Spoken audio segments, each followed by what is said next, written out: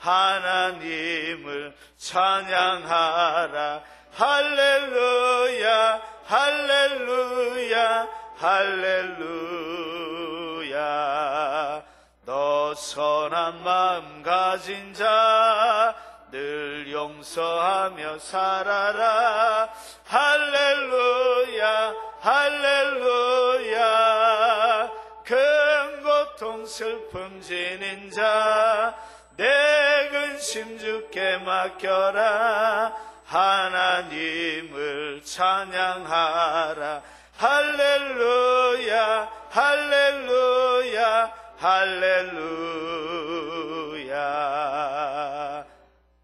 원해 받은 만민아 다 굴어 경배하여라.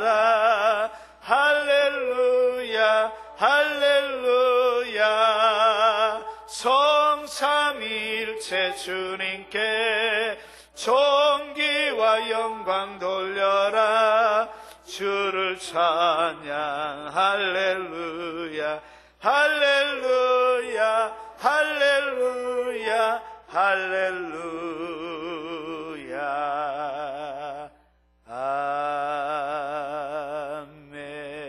아멘.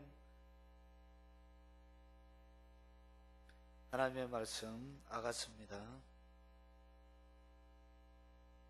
아가서 4장 12절부터 15절까지 보겠습니다. 아가서 4장 12절부터 15절까지 963쪽에 있습니다. 아가서 4장 12절부터 15절.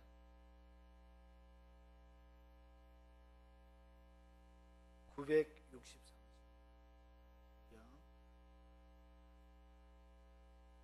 거의 찾으시네요. 교독하도록 하겠습니다.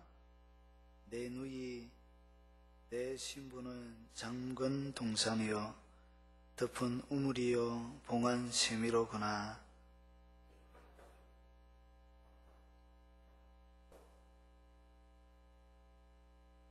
나도와 번흥화와 창포와 개수와 각종 유향목과 몰약과 침향과 모든 귀한 향품이요 너는 동산의 샘이요 생수의 우물이요 레바논에서부터 흐르는 시내로구나. 아멘.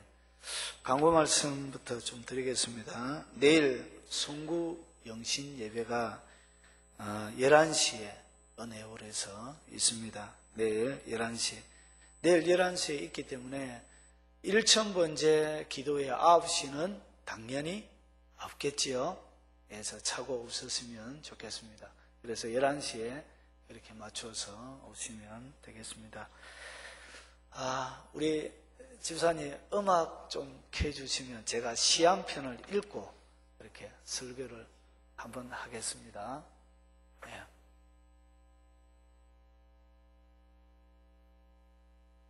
우리 원태연 님이 지었던 그런 사람 또 없습니다. 예. 음악 조금만 밖으로 내보내 주실랍니까? 자, 제가 시낭독 하나 하고 그 다음에 설교 시작하겠습니다. 이거는 귀 막고 안 들어도 별 상관없는 것입니다.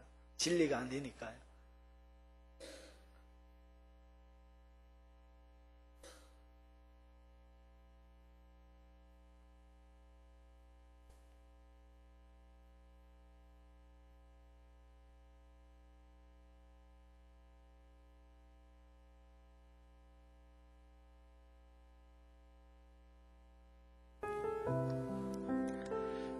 그런 사람 또 없습니다. 원태연.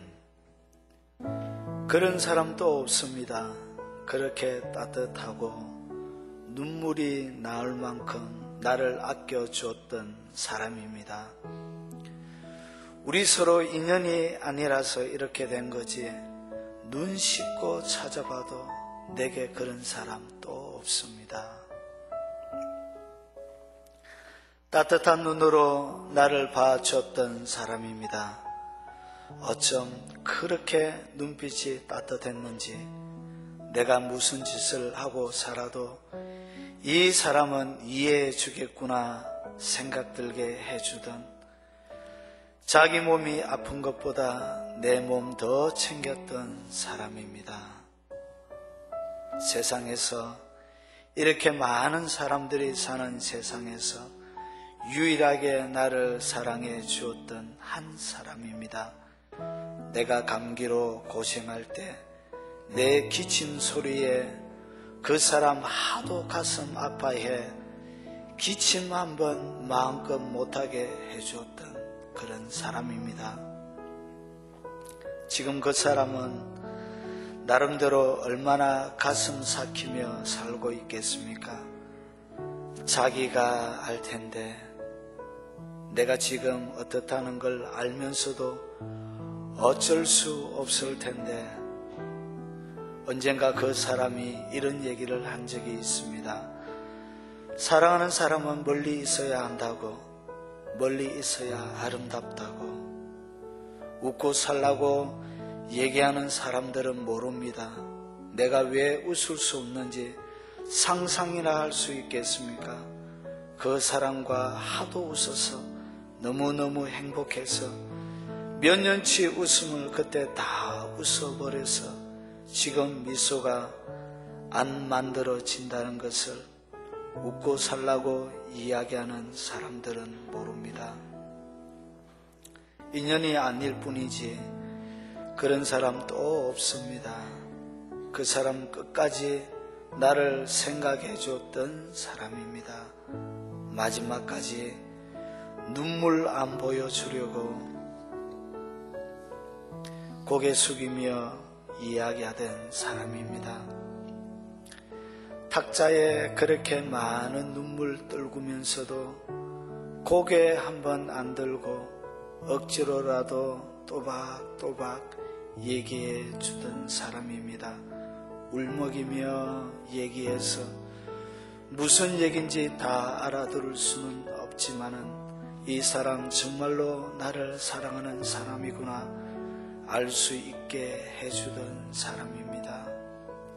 그런 사람 또 없습니다. 그렇게 따뜻하고 눈물이 나올 만큼 나를 아껴주었던 사람입니다. 우리 서로 인연이 아니라서 이렇게 된 거지 눈 씻고 찾아봐도 내게는 그런 사람 또 없습니다. 인연이 아닐 뿐이지 그런 사람 또 없습니다. 정말 내게는 그런 사람 없습니다. 여러분, 이렇게 여러분을 아껴주고 여러분을 그렇게 있는 그대로 사랑해주는 사람 여러분 하나 있습니까? 하나쯤 있습니까? 네, 그러면 여러분 참 우리 김성현 권사님 고개를 굽어 가시는데 그런 사람이 있으면 여러분 참 행복한 사람이에요. 여러분 세상에서는 없을 줄 몰라도 여러분에게 그런 분 계십니다.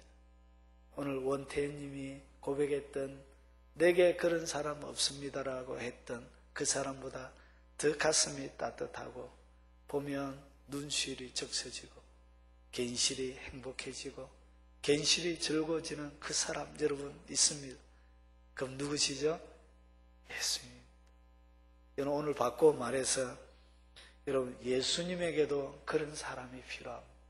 예수님이 오늘 원태인님이 오늘 고백했던 것처럼 예수님이 많은 사람들을 바라보면서 내게 그런 사람 없습니다. 여러분 바라보며 내게 그런 사람 없습니다. 여러분을 이야기하면서 예수님이 많은 사람들에게 내게 진짜 그런 사람 없습니다 라고 얘기할 수 있는 그 예수님의 자랑거리가 될 수 있는 예수님의 사랑을 많이 받고 그리고 온전히 예수님만을 사랑했던 그런 사람.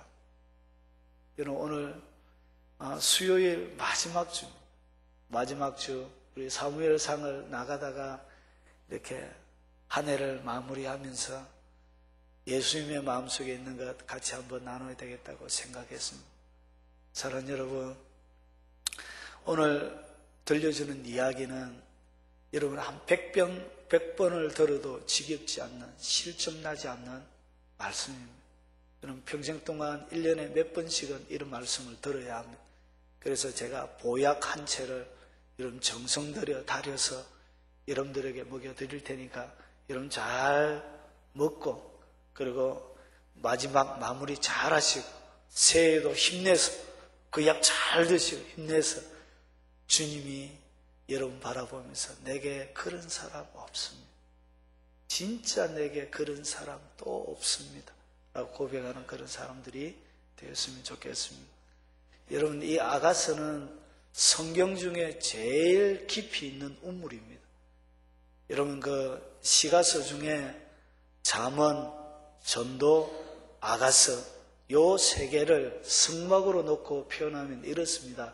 이런 성막의 뜰의 이야기는, 성막의 뜰 가운데 일어나는 모든 이야기는 이렇게 잠언입니다. 잠언. 그리고 이 전도서 가운데 일어나는, 이렇게 전도서에서 보여지는 것은 이렇게 성소의 가운데 일어나는 것입니다. 이 아가서는 지성소 가운데서 일어나는 가장 깊이 있는 그런 성경입니다. 그래서 여러분 가장 하나님의 말씀을 깊이 있게 들어가면 들어갈수록 이 아가서 맛이 얼마나 좋은지 모릅니다. 굉장히 맛있고 영적인 가장 탁월한 진리를 이 아가서에서 다 비유적으로 이렇게 다 주님이 포장해 놓으셨습니다. 그래서 그 여러 포장 가운데 한 포장을 오늘 떼내려고 합니다. 자, 됐나요? 포장 가운데 선물 한 꾸러미를 제가 열 테니까, 4장입니다. 열 테니까 잘 안에 뭐가 있는지 잘 한번 보십시오. 여러분, 이 아가서는 솔로몬과 술람미 여인이 나누는 사랑의 이야기로 이렇게 기록이 되어져 있습니다. 그래서 솔로몬이 오페라를 하고 그것을 화답하여 술람미 여인이 하고 그것을 이제 예루살렘의 모든 여자들이 코러스로 이렇게 막 올려드리고 합창을 하고 이런 것들이 계속적으로 이렇게 반복적으로 마지막 8장까지 이렇게 연결이 되어져 있습니다. 그 가장 가운데 우리가 읽었던 것이 뭐냐면 신랑이 신부에 대하여 하는 노래를 우리가 읽었습니다. 신랑이 자기가 사랑하는 신부에 대하여 하는 노래입니다. 그런데 이 아가서는 솔로몬은 예수님을 상징합니다. 예수님을 상징하고요. 그리고 술람미 여인은 이 시대의 교회를 상징하고요. 여러분 한 사람 한 사람을 그렇게 상징합니다. 그래서 술람미 여인에게 솔로몬이 사랑이었던 것처럼 예수님에게 여러분이 그렇게 신부라고 그렇게 보여주는 것입니다. 그래서 오늘 신부에 대하여 이렇게 신랑이 칭찬하는데 15절을 한번 보십시오. 자, 뭐라고 그러냐? 솔로몬이 술람미 여인을 바라볼 때 솔로몬의 마음속에 생기는 그 느낌, 솔로몬의 마음속에 가지고 있는 술람미 여인을 향하여 가지고 있는 고백입니다. 너는 동산의 뭐요? 샘이요. 여러분, 동산의 샘이란 동산. 이야, 여러분, 이스라엘 나라는 이렇게 물이 넉넉하지 않습니다. 여러분, 마태복음 보면 작은 소자에게 물 냉수 한 그릇, 물 한 그릇 대접하는 자도 결단코 그 상을 잃지 아니하리라, 그런 말씀이 있죠. 여러분, 그것을 우리나라의 관점으로 그걸 해석하면 굉장히 곤란합니다. 여러분, 팔레스타인 지역에는 물이 굉장히 귀합니다. 그러면 물 한 컵을 준다는 것은 쉬운 선택이 아닙니다. 깨끗하고 정결하고 아주 좋은 물, 그것을 작은 볼품 없고 아무런 눈여겨볼 필요도 없는 가치 없는 사람, 조그마한 소자, 별로 쓸모없는, 눈여겨보지 않아도 될 만한 그런 사람을 얘기하거든. 그 사람에게 이렇게 소자에게 냉수 한 컵 준다. 우리의 관점으로 우리는 쉽게 주죠. 이렇게 마음대로 뭐 한 컵이 아니라 한 대접 한 1톤야로 퍼줄 수, 안 하겠다. 호수에다가 수도 틀어가지고 입에다가 이렇게 줄 수도 있습니다. 그러나 유대 나라에는 그렇게 냉수 한 컵 주는 것도 그렇게 쉬운 것이 아닙니다. 그렇게 물이 그렇게 귀하고 가치가 있는 것이거든. 그 가운데 이 동산이란 것은 우리나라에 얘기하는 이런 동산을 얘기하는 것이 아니라 여기서 얘기하는 동산은 이렇게 울타리가 쳐져 있는 동산을 얘기합니다. 그러니까 쉽게 이야기하면 우리나라 과수원을 생각하시면 됩니다. 과수원, 우리 진영에 가면은 이렇게 울타리가 쳐져 있는 가시 이렇게 잔뜩 심어놨습니다. 삥 둘러에. 그렇게 이제 울타리가 쳐져 있는 것을 갖다가 뭐라 부른다? 동산이라고 그래요. 그 동산 가운데 뭐와 같은 존재라고요? 샘과 같은 존재라는 것이. 이런 그 동산을 기름지게 만들고, 그 동산을 활기있게 만들고, 그 동산을 아름답게 만드는 가장 중요한 역할을 하는 것이 뭐죠? 동산의 샘입니다. 그래서 솔로몬이 술람미 여인, 그 자기가 사랑하는 여인을 바라보니까 솔로몬의 마음속에 뭐처럼 느껴졌냐? 니는 솔로몬이 여러 이런 동산들을 가지고 있었습니다. 포도원, 여러 아주 귀한 그런 정원들을 가지고 있었는데 그 가운데, 동산 가운데 있는 바로 샘이다. 그런 얘기를 하고 있는 것입니다. 이것은 극존칭 중에 최고의 극존칭입니다. 사랑하는 여러분, 예수님이 여러분을 바라볼 때도 이런 사람이 되어서야 합니다. 뭐 가운데 샘? 동산 가운데 있는 뭐와 같은 존재? 샘과 같은 존재. 이 동산이 뭐죠? 우리의 교회죠, 교회. 그리고 여러분의 삶의 터전을 얘기해요. 그 삶의 모든 터전 가운데 여러분이 존재하는, 그리고 여러분이 살아가는 모든 그 현장 가운데 여러분이 있음을 통하여 그 동산이 가치 있는 동산이 되는, 여러분 동산 중에도 샘이 없는 동산들이 많이 있습니다. 그런데 그런 샘이 없는 동산이 아니라 샘이 있는 동산은 굉장한 값어치가 있습니다. 그래서 하나님께서 가나안 복지에 들어갈 때 주셨던 약속을 보면 너희가 파지 아니하는 우물을 줄 것이요. 이건 굉장히 큰 축복이란 것이. 너희가 파지 않는 우물을 준다. 그 척박한 땅 가운데 우물이 대단한 것이. 그 샘이란 존재가 그런 존재란 것이. 여러분, 하나님의 교회 가운데 여러분 독처가 많이 자라고 이렇게 여러 아픔을 주고 메마르게 건조하게 하는 것도 있지만 오늘 뭐와 같은 동산의 샘과 같은 이런 존재들이 있으면 그 교회 그리고 그 삶의 현장은 굉장히 살만할 것입니다. 그렇죠? 그러죠. 메마르고 갈증이 날 때마다 거기에 가기만 하면 마실 수 있는 맛있다.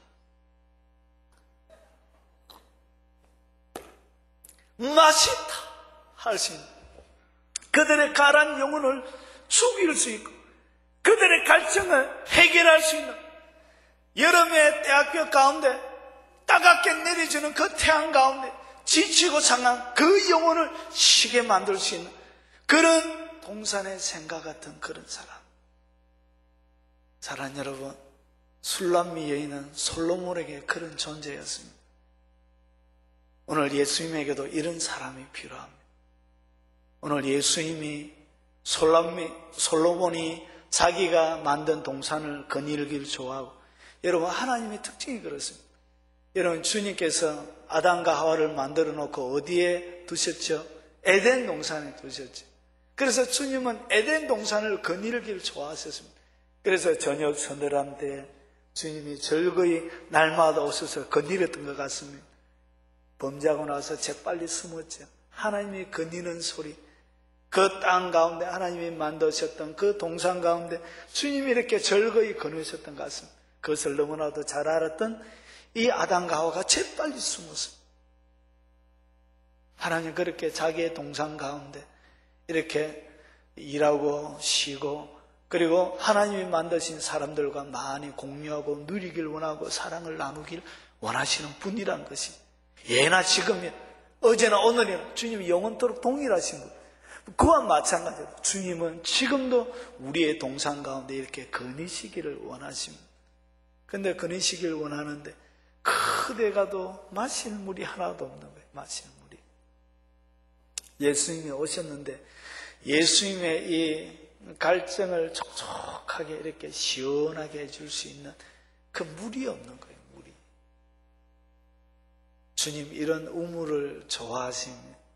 그래서 여러분 이사야서 58장 11절에 보면 이런 말씀이 있습니다. 여호와가 너를 항상 인도하여 메마른 곳에서도 내 영혼을 만족하게 하며 내 뼈를 견고하게 하리니 너는 물된 동산 같겠고 물이 끊어지지 않는 샘 같을 것이라.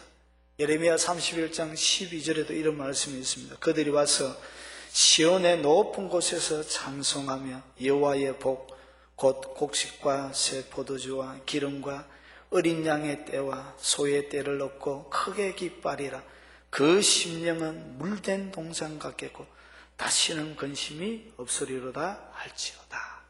그래서 이 동산은 성도들의 심령을 의미합니다. 그리고 성도들을 의미합니다. 사랑하는 여러분, 여러분의 동산에 주님이 늘 거닐 수 있는 그런 동산이 되셨으면 좋겠습니다.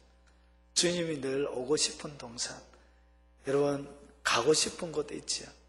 저도 이 사람이기 때문에 때로는 우울해지고 이렇게 마음이 착 늘어질 때가 있어요.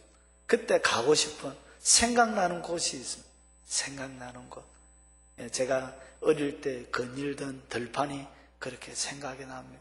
바람 불면 이렇게 잠바, 바바리는 없어서 이렇게 잠바 입고 잠바가 휘날리면서 이렇게 그 이름이 똥강이었는데 똥강. 그 쓰레기가 많이 있고 그렇지만 제가 그 들녘을 그렇게 좋아했어요. 그래서 이렇게 피곤하고 힘들 때 그 들녘을 그렇게 한번 쏙 거닐다 오면 왠지 모르게 이렇게 회복되어지는 그런 느낌을 많이 받았습니다. 사랑하는 여러분, 주님이 요한계시록 1장에 보니까 오른손에 7 금촛대를 7 별을 붙잡고 7 촛대 사이로 다니시는 분이라고 이렇게 소개하고 있습니다. 7 촛대는 교회를 얘기합니다. 그래서 주님은 늘 이렇게 다니시는데 주님이 쉴 곳이 없어서 주님이 앉아서 차 한 잔 마실 곳이 없어서 이런 그런 물된 여러분 동산의 생각 같은 그런 사람이 되었으면 좋겠습니다. 올해 그렇게 못 되었다면 내년에는 그렇게 되려고 이렇게 몸부림치면서 선한 몸부림, 아름다운 몸부림치면서 그렇게 샀었으면 좋겠습니다. 그리고 생수의 우물이요. 여러분 그 시대에 마라처럼 먹지 못하는 이렇게 선물이 많이 있었습니다. 이거는 석회질 이런 것들이 많이 있기 때문에 물 자체가 그렇게 우리나라에서 나는 이렇게 아주 좋은 그런 탁월한 물이 그렇게 많이 없습니다. 여러분 오늘 생수의 우물이라는 것은 뭐죠? 여러분 물을 끓이지 않아도 먹을 수 있고 그냥 다른 이물질이 들어가 있지 않는 깨끗한 우물을 얘기합니다. 주님이 그렇게 늘 목마르신 것 같습니다. 그래서 주님이 자기가 목마르기 때문에 주님께서 늘 하시는 얘기가 수고하고 무거운 짐진 자들 다 내게로 오라. 내가 너희를 쉬게 하려. 그러면서 내가 주는 물은 이렇게 하는 거 보니까 주님 스스로가 그렇게 이 세상에 사시면서 목말라 하셨던 것 같습니다. 그렇게 쉼을 얻지 못하셨던 것 같습니다. 여러분 술람미 여인인 솔로몬에게는 생수의 우물과 같은 사람이었어요. 생수의 우물. 언제든지 가서 맑은 물을 마실 수 있는 사람. 여러분 시와 때를 가리지 않고 여러분 더운 여름날에는 우물은 더 차갑죠. 그래서 언제든지 가서 여과 없이 바로 먹을 수 있는, 즉시로 먹을 수 있는 이런 아름다운 우물, 이런 존재였다는 것이죠. 그리고 솔로몬에게 이 술라미에는 레바논에서부터 흐르는 시내래요. 야, 참. 그런데 왜 이 솔로몬이 레바논이라고 이렇게 했는지 제가 좀 이해가 안 갔습니다. 그래서 제가 생각을 곰곰이 많이 해봤습니다. 그런데 헤르몬 산이라고 하면 훨씬 좋을 텐데 레바논, 이거 굉장히 광범위하고 폭이 넓거든요. 여러분 이 레바논이라는 것은 뭐냐면 팔레스타인 북부 지방에 있는 이렇게 레바논 산악지대를 얘기해요. 산악지대. 그래서 이 레바논 산악지대 가운데 뭐가 있냐면 여러분이 잘 아는 헤르몬 산이 있습니다. 헬몬산. 그래서 그 높이가 약 2,815, 백두산과 거의 맞먹는 그런 아주 높은 산입니다. 그래서 이 헬몬산뿐만 아니라 이 레바논의 이 산악지역 자체가 이렇게 흰 눈으로 덮여져 있습니다. 그래서 이 레바논이라는 이름 자체의 뜻이 뭐냐면 희다는 뜻을 가지고 있습니다. 희다, 하얗다. 그래서 이렇게 이 시내를 더 극적으로 표현하기 위하여 단순하게 헬몬산이라고 하지 않고 아마 레바논이라고 이렇게 썼던 것 같습니다. 여러분, 흰 눈 덮여 있는 산입니다. 그래서 이 레바논 가운데 여러분이 잘 아는 요단강 건원이 되어지는 헬몬산이 있습니다. 그래서 이 헬몬산에는 항상 흰 눈이 덮여져 있습니다. 그래서 거기서부터 흘러내리는 물은 사시사철 마르는 법이 없습니다. 그래서 요단강은 요단강 시작에서 이렇게 사해까지 가는데 이렇게 사해가 굉장히 저지대입니다. 그래서 이 900m까지 이렇게 확 내려갑니다. 그래서 굉장한 27개 정도의 아주 가파른 폭포와 같은 그런 협곡들도 있고 그런 곳이 굉장히 물살이 빠른 그런 것들도 있습니다. 그래서 사시사철 물이 끊어지지 않게 하는 뭐라고요? 시내와 같은 존재란 것이. 그래서 물이 안 끊어진다. 이것은 유대인들은 굉장히 의미하는 바가 많이 있습니다. 이는 가뭄에도 끄떡없는, 물이 없어서 걱정하지 않는. 여러분, 술람미 여인은 솔로몬에게 그런 존재였습니다. 레바논에서부터 흐르는 시내. 좋지요. 사랑하는 여러분, 여러분도 예수님에게 레바논에서부터 흐르는 시내가 되셨으면 좋겠습니다. 여러분, 되고 싶습니까? 주님이 바라볼 때 우리 임집사님 바라보면서 임집사, 죄송합니다. 예를 들어서 하기 위해서 임집사, 너는 레바논에서부터 흐르는 시내야. 너는 동산의 샘이야. 너는 생수의 운물이야. 여러분, 예수님에게 이런 얘기 듣는 것보다 성도가 더 큰 대접받는 것이 어디 있겠습니까? 자, 그러면 이렇게 어떻게 하면 동산의 샘이 되어지고 생수의 운물이 되어지고 레바논에서부터 흐르는 그런 시내가 되어줄 수 있느냐, 그 비법을 가르쳐 드리겠습니다. 자, 첫 번째 그 비법이 이겁니다. 12절을 보십시오. 내 누이 내 신부는 잠근 동산이요. 이것이 첫 번째 비법입니다. 여러분, 동산의 샘이 되어지길 원합니까? 진짜 되고 싶습니까? 그럼 뭐가 되느냐? 주님의 철저한 신부가 되죠. 주님의 철저한 신부로 사셔야 돼요. 여러분, 진짜 사랑은 질투하는 것입니다. 질투하지 않는 것은 사랑이 아닙니다. 여러분, 제 아내가 이렇게 다른 남자를 좋아한다. 김진철 목사님 좋아하고 윤영근 목사님 좋아한다. 나 그럼 못 참습니다. 같이 못 삽니다. 예? 우리 교회 누가 제일 키 큽니까? 우리 남자분 중에 김동국 집사님 키 제일 큽니까? 그래가지고 와가지고 여보, 나 김동국 집사가 너무 좋아. 이랑 같이 못 사는 겁니다. 진짜 사랑은 질투하는 것입니다. 믿습니까? 그래서 하나님도 질투하는 하나님, 이것이 무슨 말이냐면 째째하게 여자처럼 질투한다 그런 말이 아니라 하나님이 그렇게 여러분만을 사랑한다는 것입니다. 하나님의 사랑은 질투할 정도로 그렇게 여러분을 사랑한다는 것입니다. 그래서 주님의 철저한 내가 신부가 되어지려고 할 때 그때 뭐가 되어진다고요? 그때 동산의 샘이 될 수 있는 것입니다. 그런데 오만 남자들 다 가슴에 품고 세상도 가슴에 품고 그리고 좋아하는 것들도 여러 가지 기타 등등 안목의 정력, 이성의 자랑, 육체의 정력을 막 가슴에 품고는 뭐가 안 되어진다고요? 진정한 신부가 못 되는 것입니다. 왜 주님이 오셔서 마실 수가 없느냐? 왜 생수의 우물을, 맑은 생수를 주님이 마실 수 없느냐? 세상과 너무 짝해 있더란 것이. 주님의 신부가 아니더란 것이. 더럽혀지는 데 대하여 아무런 죄책감이 없더라는 것이죠. 여러분, 유대의 결혼 제도가 있습니다. 유대 결혼 제도가 있으면, 간략하게 말씀드리면 이렇게 신랑, 옛날에 유대 나라는 이렇게 정략 결혼제입니다. 정략 결혼제. 그래서 남편 두 아버지가 약속을 하면 이렇게 신부의 아버지가 신랑을 초청해서 이렇게 신랑이 옵니다. 그렇게 올 때 신부가 어떻게 하냐면 포도주 병하고 이렇게 온 사람들의 이렇게 컵을 이렇게 오봉에다가 엎어갑니다. 오봉 아십니까? 이렇게 오봉 뭐라 그러죠? 죄송합니다. 그 오봉을 뭐라 하죠? 하여튼 여기다가 이렇게 들고 옵니다.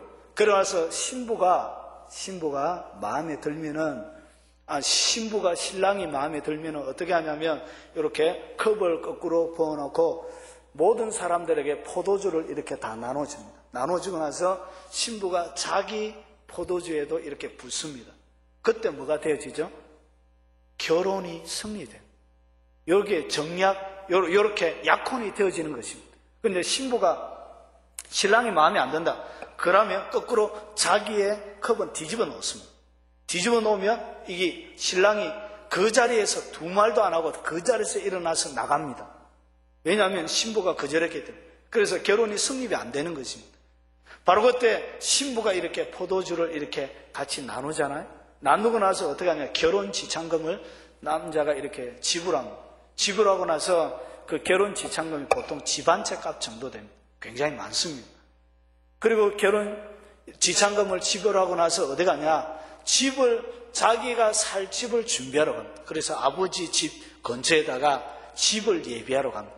집을 다 예비하고 난 다음에 어떻게 하냐면 신랑이 이렇게 밤에 도둑처럼 옵니다. 언제 몇 시 몇 분에 가겠다 얘기 안 하고요. 밤에 도둑처럼 몰래 이렇게 오는데, 신부가 신랑이 왔다는 것을 알 수 있는 유일한 것은 뭐냐면, 신랑의 친구들이 신부의 집 가까이 오면 나팔을 붑니다. 양각나팔을 꾹 불 때, 이렇게 알릴 때 그 소식을 듣고 이렇게 신랑이 맞으러 오고, 그러고 난 다음에 신부가 이렇게 없어집니다. 결혼 7일 동안 이 옛날 결혼 풍속이 그렇습니다. 이렇게 사라집니다. 미로래 이렇게 비밀한 공간에 이렇게 들어가게 되어집니다. 그러고 나서 이 땅 가운데 잔치가 이렇게 7일 동안 펼쳐지는 것입니다. 여러분, 이것은 예수님이 이렇게 우리 가운데 오셔서 마지막 주님이 오시는 것들을 그림으로 보여주는 것입니다. 여러분, 성만찬이 뭐죠? 결혼이죠. 일종의 결혼입니다. 살과 피를 나눠 마시고, 그래서 예수님이 내가 아버지의 나라가 임할 때까지 다시는 뭘 마시지 않겠다? 포도주를 마시지 않겠다. 이런 결혼이 성립되어졌기 때문에 다시금 포도주를 마실 필요가 없습니다. 그래서 주님이 요한복음 14장에 뭐라고 그러죠? 내가 너희를 위하여 처소를 예비하러 가는, 처소가 예비되면 다시 와서 너희를 내가 있는 대로 영접하겠다. 그리고 나서 밤에 뭘 하죠? 밤에 도둑처럼 주님께서 오신다고. 그래서 오시기 전에 천사장의 나팔 소리와 하늘의 천군 천사들이 이렇게 소리를 하는 것입니다. 그때 이렇게 휴거가 되는 것입니다. 진짜 정결한 신부. 그런데 이 땅 가운데 뭘 준비하고 있어야 되냐? 신부는 깨끗하고 정결하게 준비가 되어져 있어야 됩니다. 그런데 신부가 왔는데 드레스는 누가 준비하죠? 신부가 준비하거든요. 그래서 우리가 하나님 나라에 들어갈 때 뭘 입냐? 세마포 옷을 입습니다. 계시록 19장에 보니까 세마포 옷을 입는데, 이 세마포는 성도들의 옳은 행실이라. 그래서 신부 드레스는 여러분이 준비하는 것입니다. 그런데 신부가 드레스를 준비하지 않으면, 예복을 입지 않으면 어떻게 하죠? 밖에 너는 어찌하여 예복을 입지 않고 왔느냐? 주님이 쫓아내버리죠. 그래서 깨어 있어야 된다는 것이죠. 정결하게. 그런데 신부가 돼가지고 드레스에다가 똥 묻혀놓고 오만 거, 연예인 이름부터 시작해서 자기 좋아하는 거 더덕더덕 붙여놓고, 드레스가 완전히 이렇게 드레스가 아니라 이렇게 때묻어 있으면 신랑이 노합니다. 그럼 끝입니다. 그래서 슬기로운 처녀와 슬기롭지 못한 5 처녀가 확연하게 딱 나누어진 기름등불을 철저하게 준비해야 됩니다. 이해가 되십니까? 이렇게 주님 앞에 진짜 신부의 모습으로 신랑을 간절히 사모하고 기다리는 모습으로 살아야 뭐가 되냐? 그게 동산의 셈이 되는 것이. 그래서 생수가 안 나오는 것입니다. 사람들이 여러분을 바라봐도 뭐가 없어요? 먹을 물이 없는 거예요. 진짜 마실 만한 물이 없는 거예요. 이야기하면 영혼이 막 올라오는 생수를 마신 듯한 기쁨이 일어나야 되는데 마실 만한, 얘기하면 영적으로 더 다운돼지고 일하면 곤란하다는 것이. 제가 너무 심하게 합니까? 아니, 넘어가야 되겠습니다. 시험에 들지 마시고. 근데 뼈는 있습니다. 뼈가 있습니다. 이게 정신 똑바로 차려야 돼요. 여러분 큰일이 하나 벌어진 거 아십니까? 미국에서 오바마가 그가 대통령 기간 중에 공약으로 내걸었던 하나가 뭐냐면 국민건강의료보험입니다. 국민의 건강을 위한다시고 그것이 통과가 됐습니다. 근데 거기에는 1000몇 페이지가 됩니다. 1000몇 페이지 되는데 1001페이지부터 5페이지에 보면 아주 심각한 내용이 들어가 있습니다. 거기에서 모든 의료기관들에게는 이제 정부에서 제공하는 이렇게 넘버를 찍습니다. 그래서 오바마가 이렇게 넘버1입니다. 넘버1. 이게 뭐냐면 의료보험을 하는데 넘버를 전체 다 딱 매기는데 이렇게 의료보험할 때 베리칩 같은 것들을 이렇게 몸에 삽입합니다. 삽입. 그래서 이것이 666이다라고 아직까지 얘기하기는 뭐합니다. 왜 그러냐면 2004년 10년도에 이렇게 미국 식약청에서 이렇게 통과가 되긴 했는데 여기에 GPS 기능은 없다라고 이 베리칩 회사에서 이렇게 그렇게 발표를 했습니다. 그런데 이것이 마지막 주님이 얘기했던 666과 인간의 숫자와 굉장히 흡사한 내용들을 많이 담고 있습니다. 그래서 여러분 이것이 개발은 1964년도에 이미 이렇게 개발이 되어졌는데 그때 기술로는 뭐가 안 되냐면 건전지를 이어야 되는데 자가 이렇게 운용이 안 되어지는 거예요. 그러면서 그때 연구를 하다가 뭐가 되어지냐면 사람의 신체 중에 온도 차이가 가장 많이 나는 그것을 통하여 이렇게 스스로 이렇게 에너지를 충전할 수 있도록 그런 장치를 만들어냈는데 그래서 그 두 가지가 어디냐? 그것이 바로 이마와 손등입니다. 희한하게 성경과 기가 막히게 들어맞고 있습니다. 그래서 이것을 이제 FDA 이렇게 미국 상하 오인을 다 통과했습니다. 여러분 이번 주죠? 이건 봤습니까? 저번 주입니까? 예, 저번 주인가요? 이렇게 완전히 통과되어졌는데 그것이 3년 안에 미국 전체 의료기관에 다 이렇게 등록을 해서 그것이 없으면 이제 의료 혜택을 받기가 굉장히 어려워집니다. 이것이 666은 아니지만 여기에 여러 가지 기능들이 더 첨가되면 성경에서 이야기하는 굉장히 위험한 이런 마지막 때 하나님의 징조 중에 하나가 될 수도 가능성이 충분하게 있더라는 것이. 그리고 지금은 살알 크기만 한데 요거에 20배가 더 작은 기능을 가지고 있는 그리고 크기 기능을 가지고 있는 것이 일본에서 개발이 되어졌어요. 그래서 마지막 하나님이 오실 때가 굉장히 가까이 타고 여러 가지 주님 오시는 소리가 들리고 있습니다. 이런 2008년 8월 달에 남아있는 종족 수가 240 종족이라고 이렇게 선교 보고에 나왔어요. 240 종족이 작년 2008년 8월 달에 최종 통계입니다. 200개, 240개의 이 복음이 증거되어지지 않는 것은 하루 만에도 끝낼 수 있습니다. 그만큼 굉장히 극박한 시대 가운데 있더라는 것이죠. 그래서 더 깨어나야 합니다. 믿습니까? 여러분 주님의 오시는 소리를 여러분 잘 들을 줄 알아야 돼요. 그래서 철저한 깨끗한 신부가 되셔야 돼요. 그래서 뭐 해야 되냐? 동산을 장관해야 된다는 것이죠. 여러분의 동산에 너무 여우들도 많이 왔다리 갔다리 하고 그리고 세상의 여러 가지 생각들 그리고 가치관들 그리고 여러 가지 제약적인 요소들 그리고 여러 성격적인 결함들 그것부터 시작해서 많은 이런 잘못되어지는 관계들 기타 여러 가지 많은 것들이 여러분 동산 가운데 들어가더라는 것이. 그래서 여러분 동산이 어떻게 되죠? 너무 피폐해져야 됩니다. 그래서 동산은 어떻게 되냐? 철저하게 장관해야 됩니다. 동산이 안 잠겨져 있으니까 오만 사람이 다 들어가는 거예요. 그래서 여러분 가운데 제약이 들어오지 않도록 철저하게 잠가놓을 줄 알아야 돼요. 여러분, 예수님처럼 이 땅에 바쁘신 분이 없었습니다. 예수님처럼 힘든 삶을 살아가셨던 분도 없고요. 예수님처럼 공격적인 많은 공격을 받으면서 살아갔던 사람도 없습니다. 그러나 예수님에게는 뭐가 있었냐? 잠근 동산이 있었습니다. 하나님과의 관계 속에서 절대로 그 누구도 침범할 수 없는 잠근 동산이 예수님에게 있었다는 것이죠.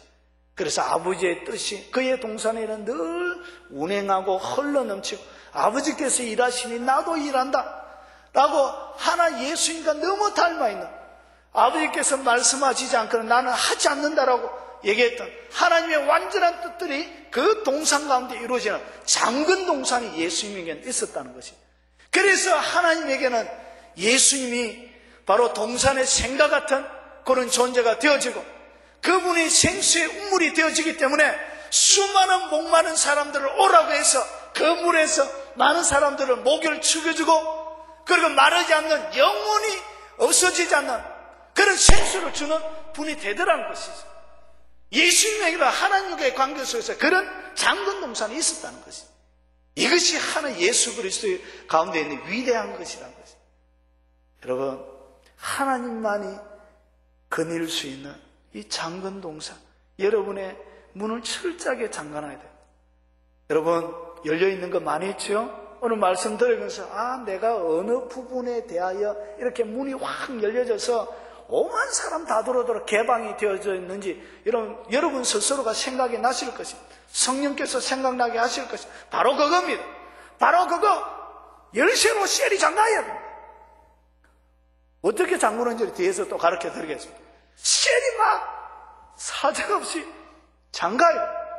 이게 열려 있어서 여러분의 삶이 날마다 더럽혀지는 것입니다.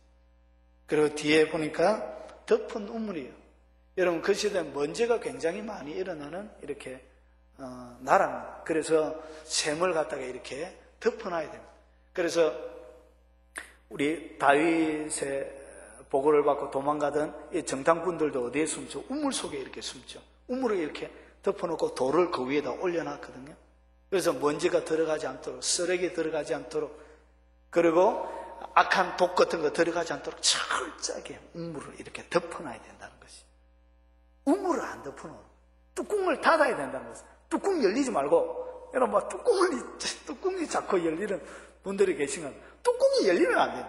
뚜껑은 닫아놔야 됩니다. 여러분, 물을 끓일 때도 이 뚜껑을 닫아놓고 압력이 생겨야 빨리 건져요. 뚜껑을 닫아놔야 돼요. 잘 닫아놓으시기 바랍니다. 그래서 덮은 우물을 잘 덮어놔야 된다. 그렇습니다. 그래서 여러분의 마음의 우물을 잘 덮어놓으시기 바랍니다. 여러분, 안 덮인 거 많이 있죠? 너무 많이 이렇게 개방시켜놓은 그 우물 싹 오늘 저녁에 새로 덮으십시오. 덮을 때 주님이 여러분의 우물을 깨끗하게 해주실 것입니다. 그리고 봉안샘이구나, 똑같은 말입니다. 요것이 되어질 때 그 다음에 뭐가 되어지냐? 비로소 동산에 그 샘은 먹을 수 있습니다. 그 우물은 마실 수가 있습니다. 그리고 레바논에서부터 끊임없이 흐르는 새로 봉해져 있는 샘물처럼 날마다 새로운 물이 여러분 삶들 가운데 공급이 되어져서 주님이 늘 즐겨 마시는, 주님만이 마시는 것이 아니라 그리고 세상에 수많은 사람들이 같이 나눠 마시는 아주 단물이 되는 것입니다.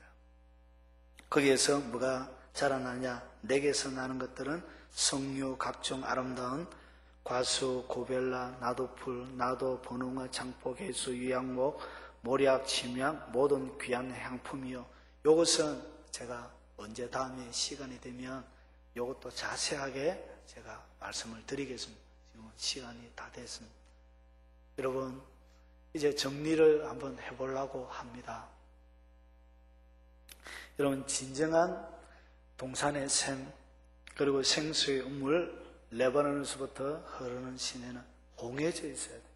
덮여져 있어야 되고, 그리고 잠겨져 있어야 됩니다.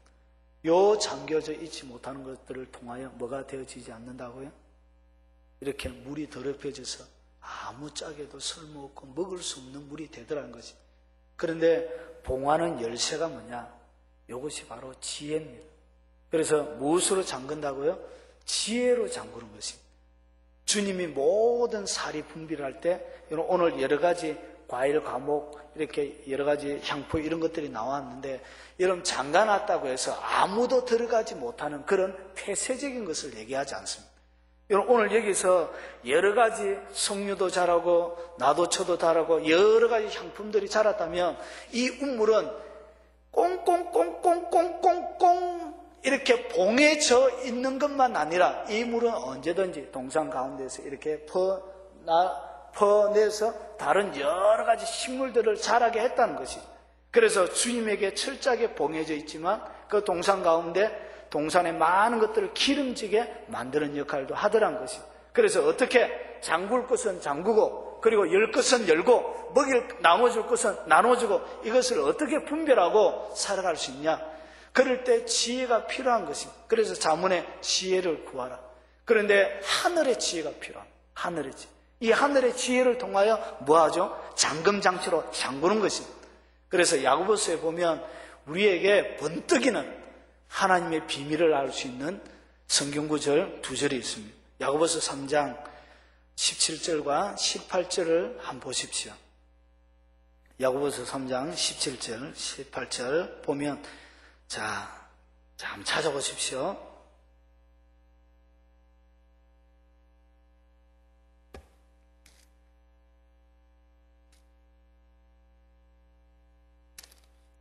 자, 몇 페이지에 있냐면 야고보서 3장 제가 진 성경은 374쪽 정도 됩니다. 374쪽. 자, 17절과 18절 한번 보십시오. 자, 가르쳐주고 있는 것이 뭐냐면 오직 위로부터 난 지혜는, 여러분 지혜는 두 가지가 있습니다. 이 세상에 지혜가 있고요, 하나님이 주시는 지혜가 있습니다.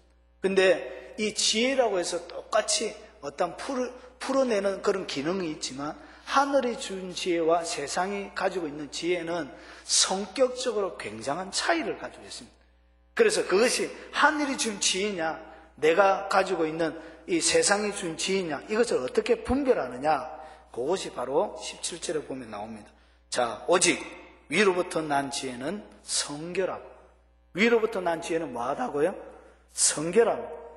여러분 세상에 살면서도 세상에 물들지 않게 하는 것이 뭐라고요? 그것이 진짜 지혜입니다. 그것이 진정한 지혜입니다. 그래서 하나님이 우리에게 주시는 지혜는 성결하게 만듭니다. 그런데 어떠한 지혜, 다양한 지혜가 왔는데, 특별한 방법이 왔는데 그것이 나로 하여금 성결하게 살지 못하게 한다? 나로 하여금 방탕하며 대강 죄 짓고도 살 수 있게 만든다? 그것은 하늘이 준 지혜가 아닙니다. 이해가 되시죠? 그래서 하나님이 주시는 지혜는 성결함, 그리고 둘째는 뭐하죠? 화평함. 그래서 여러 사람들과 관계가 어려워질 때 이렇게 막 해결책을 막 여러분 가운데, 그리고 여러 사람들이 막 줍니다. 근데 이것이 많은 사람들의 상처를 주고 아픔을 주고 화평하게 만들지 않는 방법이라면 그것은 하늘이 준 하나님의 지혜가 아니란 거지. 그것을 통하여 여러분의 동산은 더럽혀집니다. 성결하지 못함을 통하여 더럽혀지고, 화평하지 못하는 그런 지혜의 방법으로 움직임을 통하여 여러분의 물은 더럽혀집니다. 동산은 짓밟힌다는 것이죠. 그것은 하나님이 준 하늘의 지혜가 아니란 것이죠. 셋째는 관용합니다. 관용한다는 것이 뭐죠? 다른 사람을 용납하는 마음가짐. 남의 잘못을 귀찮아서 그냥 지나치는 것이 아니라 용서를 받아들일 수 있고 용서할 수 있는 이런 마음입니다. 관용하는 마음, 너그러이 받아주는 마음. 이런 관용하지 않으면 여러분의 운물, 여러분의 동산 짓밟힙니다. 그래서 여러분 처참하게 여러분의 동산이 많이 피폐해지고 짓밟혔죠. 왜 그러냐? 하늘이 준 지혜의 방법으로, 하나님의 방법으로 풀지 않았기 때문에 여러분의 동산이 그렇게 처참하게 더러워진 것이, 여러분 스스로도 여러분의 물을 마시기가 힘들지요. 더럽고 역겨워서. 그 하늘에 주신 방법이 아니기 때문에 그렇습니다. 그래서 더럽혀지는 것입니다. 그리고 나서 뭐죠? 양순하며. 양수는 뭐냐면 가까이 하기 쉬운 인격을 얘기합니다. 그리고 편안하게 대할 수 있는 인품을 얘기합니다. 누구든지 곁에 있기에 편하게 서스럼 없이 대할 수 있는 이런 자세를 얘기합니다. 여러분 실로암 선교단체라는 독특한 단체가 우리나라에 있습니다. 여러분 제가 그 사람들을 한번 만난 적이 있는데 굉장히 독특하더라고요. 참 깨끗해요. 사람들이 굉장히 정결하고 깨끗함을 제가 느꼈습니다. 그 사람들은 이렇게 조금만한 더러움이 와도 견딜 수 없어서 이렇게 회개하는 그런 사람들입니다. 그래서 그 사람들의 영적인 깊이가 앉아서 기도하는 청와대에서 무슨 이야기를 하는지를 다 가르쳐주는 정도의 깊이를 가지고 있습니다. 그런데 거기에서 제가 용납할 수 없는, 동의할 수 없는, 깨끗함은 인정하지만 동의할 수 없는 것 하나 있습니다. 그것이 뭐냐? 다른 사람이 가까이 가기가 너무 어렵다는 것입니다. 대인관계가 너무 원만하지 못하더라는 것입니다. 그리고 쉽게 이렇게 얘기 나눌 수 있는 그런 사람이 아니더랍니다. 그래서 철저하게 자기들을 깨끗하게 살긴 한데 다른 사람, 그래서 그런 사람들 하지 못하는 게 뭐냐? 전도를 한 사람도 못해요. 그 사람은 인생을 거꾸로 살고 있는 것입니다. 인생 최고에 남는 것은 뭐죠? 사람 살리는 것보다 더 중요한 게 있습니다. 차라리 좀 더럽히지도, 자기가 좀 더럽히지고 이렇게 상처 입을지라도 사람 살리는 게 더 중요하죠. 여러분 그 불구덩이 속에 이렇게 자기가 안 탈라고 이렇게 안 들어가면 사람 건질 수 있습니까? 못 건지잖아요. 그것이 뭐다? 하늘의 지혜가 안 내려가요. 양순의 그가 벗어난다. 그래서 그것은 하나님이 주신 지혜가 아닙니다. 자기 스스로 자기의 올무에 자기가 속고 있는 것입니다. 그래서 청와대에 일어나는데 몰라도 우리는 사는데 그거 뜨겁잖아요. 안 그러십니까? 여러분 청와대에 일어나까지 다 알아보십시오. 대통령 걱정까지 다 하게 돼요. 대가리, 미안합니다. 머리 터집니다. 그럴 필요 없습니다. 대통령인데 뭘 대통령이 걱정을 합니까? 그럴 필요가 없다는 거지. 그래서 이 양순에 걸린다. 그것은 하늘에 주신 지혜가 아니에요. 정상이 아니라는 거지. 비정상이라는 거지. 여러분 이해가 되십니까? 그래서 이렇게 쉽게 그래서 가장 거룩하고 경건하게 살았던 예수님은 죄인과 세리들의 친구였습니다. 그런데 그 예수님을 따라가는 사람들인데 예수님과 너무 안 닮은 거예요. 그래서 제가 상종을 안 하기로 했어요. 그래서 몇 마디 얘기하다가 제가 끊어버렸어요. 그래 잘 살아라 그래. 그럴 필요가 없다는 것이 이해가 되십니까? 예수님은 가장 경건하고 완벽한 거룩함을 가지고 있었지만 세리와 죄인들의 친구고 누구나 가서 얘기할 수 있는 분이었다는 것이, 이게 양순이라는 것입니다. 자, 그리고 긍휼과 선한 마음, 이런 사람들을 바라보는 측은지심, 긍휼의 마음, 그것이 측은지심, 그것을 긍휼의 마음입니다. 그리고 선한 마음, 그런 마음, 도움의 손길이 필요할 때 도와줄 수 있는 그런 착한 마음, 그런 것들이 하늘에 준 지혜란 것이죠. 그리고 마지막으로 이렇게 거짓이 없는 이렇게 깨끗한 마음, 그것이 하늘에 준 지혜란 것이죠. 거기서 뭐가 만들어지냐? 의의 열매를 거두게 되더란 것이죠. 그래서 여러분이 하늘의 지혜로 여러분의 집을 잘 잠그시기 바랍니다. 열어놓을 것은 풍성하게 열어놔서 많은 석류도 자라게 하고 그리고 각종 약초도 자라게 하는 우물이 되시고, 그리고 하늘이 준 것이 아닐 때는 철저하게 가둬놓는, 철저하게 막아놓는, 그래서 진정한 동산의 생수의 우물, 레바논에서부터 끊임없이 흘러내리는 그런 시내가 되시는 여러분들이 되길 주의 이름으로 축원합니다. 우리 찬송가 314장 찬양 되신 후에 우리 1,000번째 두 가지 기도 제목, 그리고 앞에서 이끌어 가시는 담임 목사님, 그리고 오늘 말씀 들으면서 여러분 가운데 주셨던 하나님의 음성을 쫓아 우리 동성으로 한번 기도하도록 하겠습니다. 314장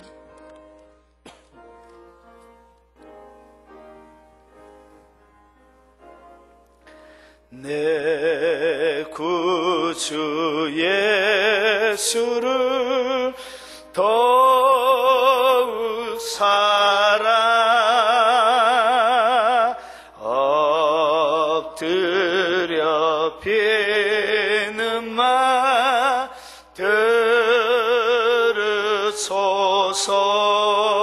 들으소서 내 진정 소원이 내 구주 예수를 더욱 사랑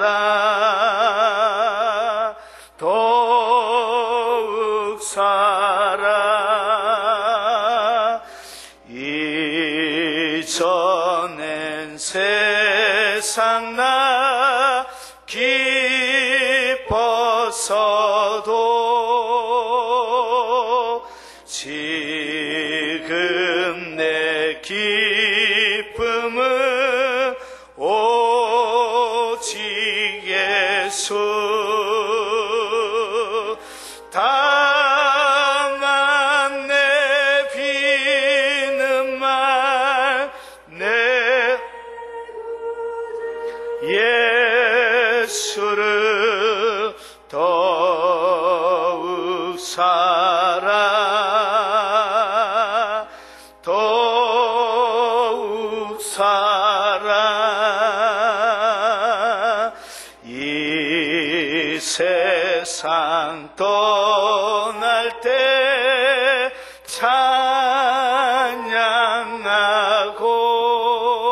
찬양하고 숨쉴 때 하는 말 이것일세 다만 내 비는 말 내 구주 예수를 더욱 사랑 더욱 사랑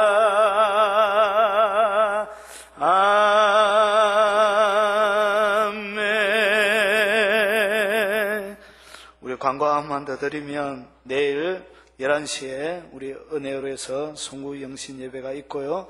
9시는 송구 영신 예배로 그렇게 대처합니다. 차고 오셔주면 좋겠습니다. 우리 주여 한번 분위에 통성으로 오늘 들은 말씀과 우리 1000번째 기도 제목 그리고 앞에서 이끌어가신 목사님을 위하여 그리고 여러분 가운데 주님께서 기도하시는 기도 제목을 쫓아 통성으로 기도하도록 하겠습니다. 주여 주님 감사합니다. 하나님의 교회 하나님의 동상 가운데 하나님 샘물과 같은 하나님 그 가운데 생수의 우물과